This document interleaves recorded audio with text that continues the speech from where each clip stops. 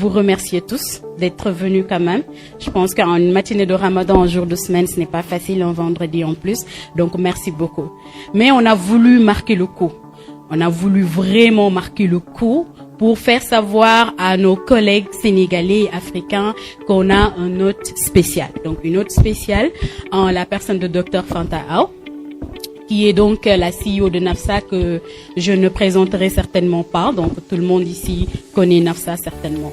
Donc, je me souviens, j'ai rencontré Dr Aw il y a 2 ans en Afrique du Sud et je lui disais, on a besoin d'une perspective africaine dans International Education. Et je pense qu'aujourd'hui, on y est.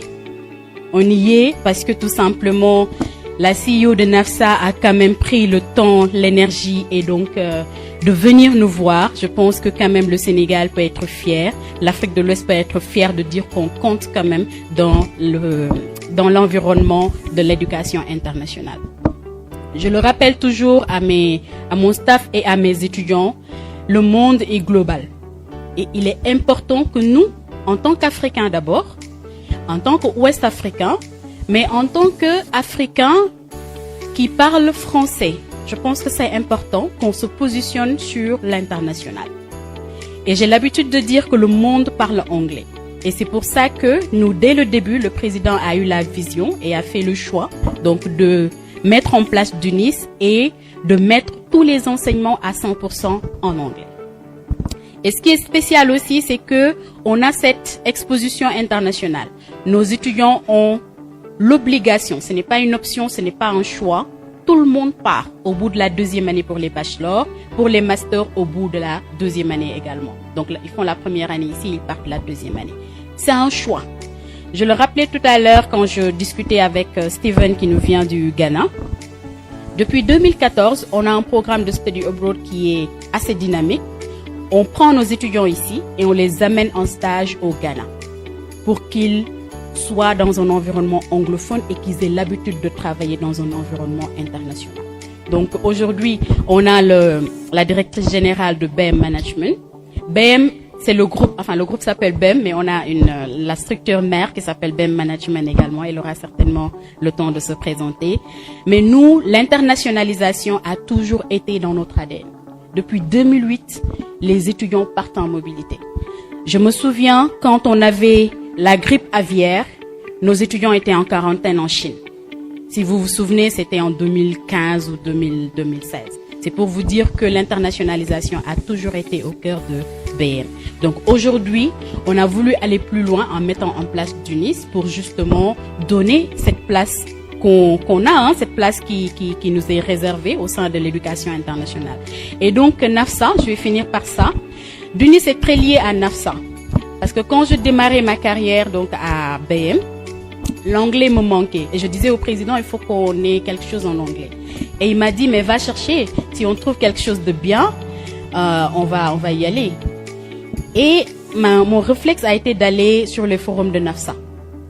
Donc, j'ai souscrit en tant que membre, je suis allée sur le forum, je suis allée directement sur le forum Africa SIG, et c'est là où j'ai rencontré mon tout premier partenaire, qui est Fort Hays State University, et c'est de là qu'est parti donc le partenariat 2+2, et c'est de là qu'est parti également donc l'histoire de l'école. Donc, NAFSA, c'est très très spécial à nous, et on est vraiment heureux, honorés de vous avoir. Je pense qu'il est très très important. C'est un signal fort, c'est un message. Je suis sûre que vous ne mesurez même pas l'impact, mais c'est un très très très grand message que vous renvoyez, et on est très très content de vous avoir. Merci. Listen, the reason why I'm here is a very simple reason. I am here really to listen, to hear, and to understand how things are working here in Senegal as it relates to international education exchange.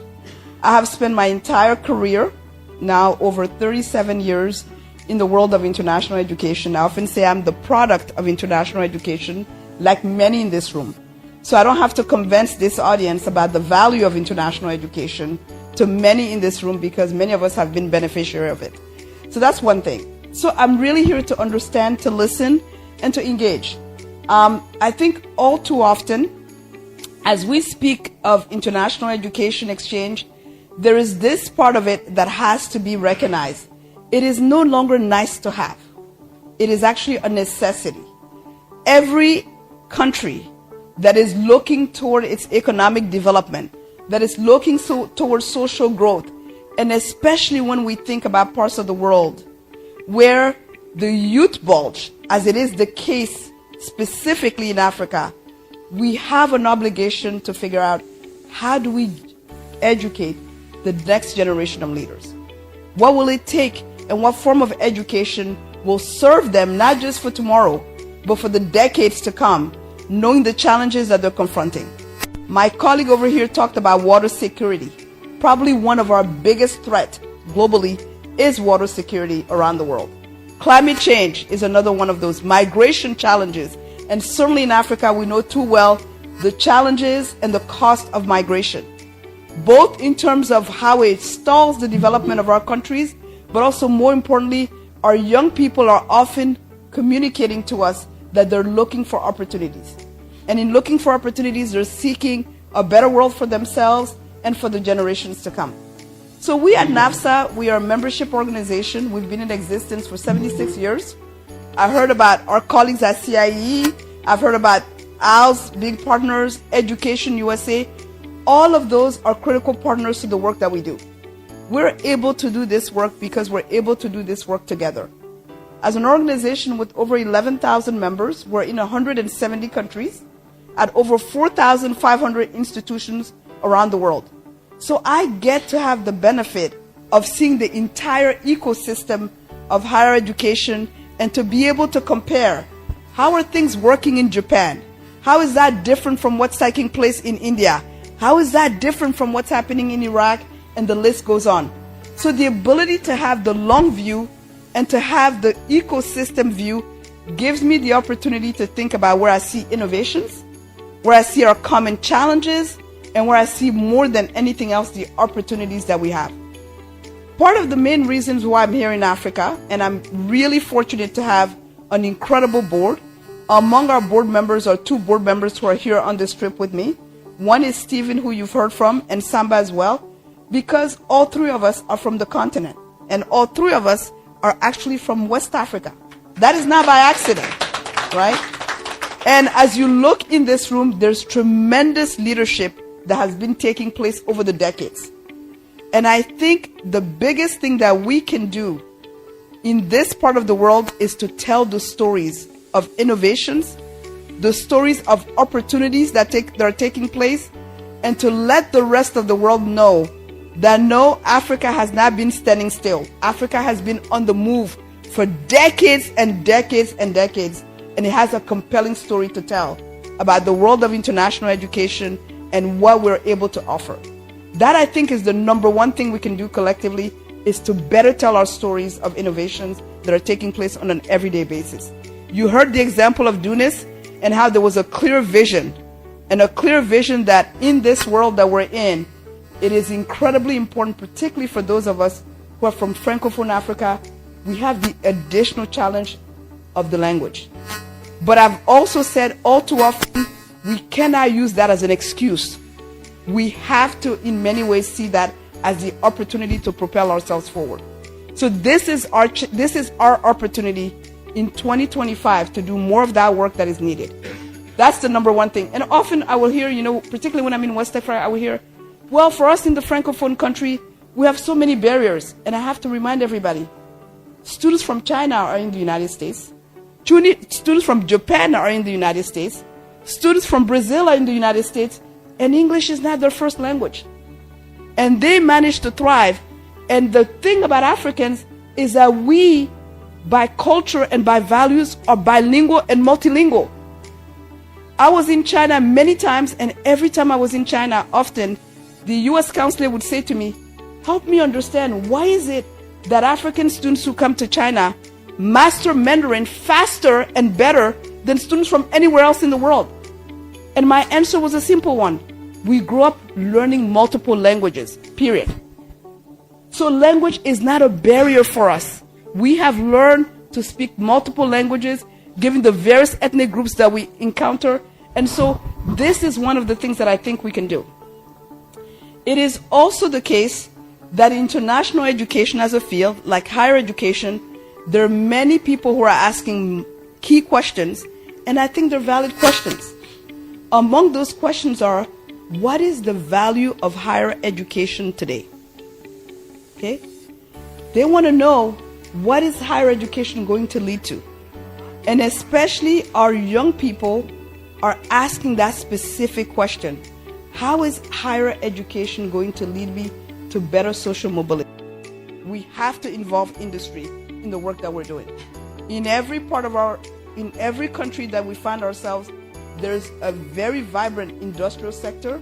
They too are telling us, we want to see graduates that are fit for the world where we're headed. And we find that workforce development is a critical component of the work that we're doing around intercultural competence, around the work that we're doing around exchange as well. So the involvement of industry is absolutely no longer nice to have. It is a critical component of how we think about international exchange and education in general. And so with that, I'm going to stop and really hear your reflections and your questions and your comments.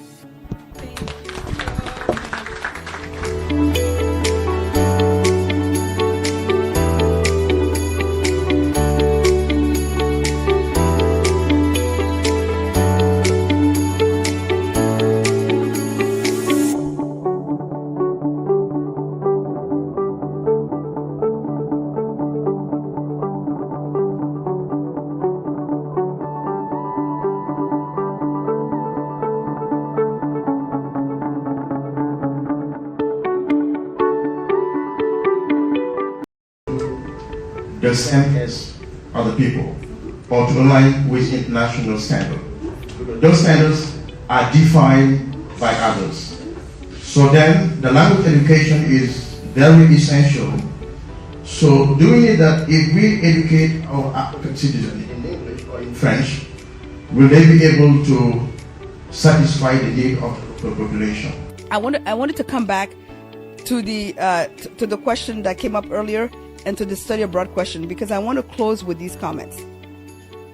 It is like flying a plane. We cannot wait till we fully get there before we start telling the stories. And so I often say it's not an either or, it's an and. While we continue to build on quality that we feel is needed, there are already compelling stories to be told. And the most important part of it is it needs to be told from us, not be told by others on our behalf. So that's really, really important for all of us to continue to kind of think about that. That I think is one element. The other element that I wanted to bring up is, it's the reality that as much as all of us believe and know that international education and mobility is extremely important, there will be the reality that the majority of our young people will never have the opportunity to experience that in the same way that we do. It does not mean that they should not be given a window into the world. And there are multiple ways that we allow a window into the world. Now with technology, we have collaborative online learning that's taking place with COIL. The idea that we can have students in one program be linked along with faculty to maybe 2 other programs in other parts of the world are now available to us because of the technology that was not available then. Also, not everyone will want to go and study abroad. They may want to go and intern abroad. They may want to be mentored abroad. That's why programs such as YES and others are vital programs, because the more we can expose our youth to what is out there, the better they are proud of their own culture and value other culture at the same time. We don't let go of our culture when we leave our country. I often say you find it even more so when you leave it, because you realize how critical it is a part of who you are and something you should be incredibly proud of in terms of your identity. So we have to figure out how we create greater access and opportunities for more and more students. We want to send as many as we can, but not everybody is going to have those opportunities. But they deserve the same form of quality education and international exposure that we can give them.